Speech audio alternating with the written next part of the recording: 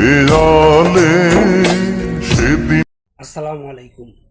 আমার স্ক্রিনে যার ভিডিওটি দেখলেন, ঠাকুরগাঁয়ের একজন বীর মুক্তিযোদ্ধা, সাবেক বা এমপি। একবার দুইবার নয়, উনি 7বারের মতো সংসদ সদস্য ছিলেন।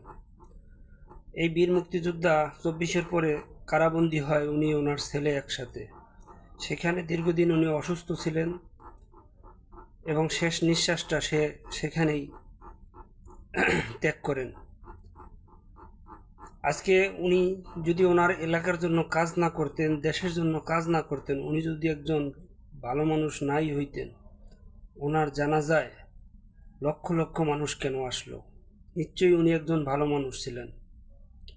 আল্লাহ ওনাকে জান্নাতের সর্বোচ্চ মাকামা দান করুক। ওনার ছেলে একসাথেই জেলখানায় ছিলেন। ছেলেও জামিনে তার বাবার দাফন করার জন্য বাসায় গেছে কিছুক্ষণের জন্য, আবার তাকে নিয়ে আসছে।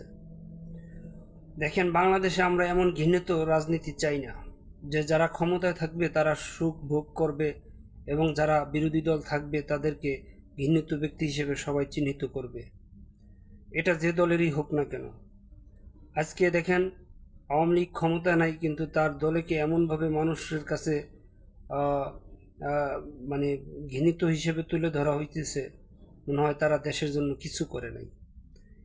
দেশের জন্য যদি কিছু না করতো, ওনার ভালোবাসার মানুষ কেন এত হলো? ওনার জানাজায় কেন এত লোক হলো? সবাই ভালো থাকবেন। এই নাজমুর রহমান বাবার দাফন করার জন্য বাসায় আসছে।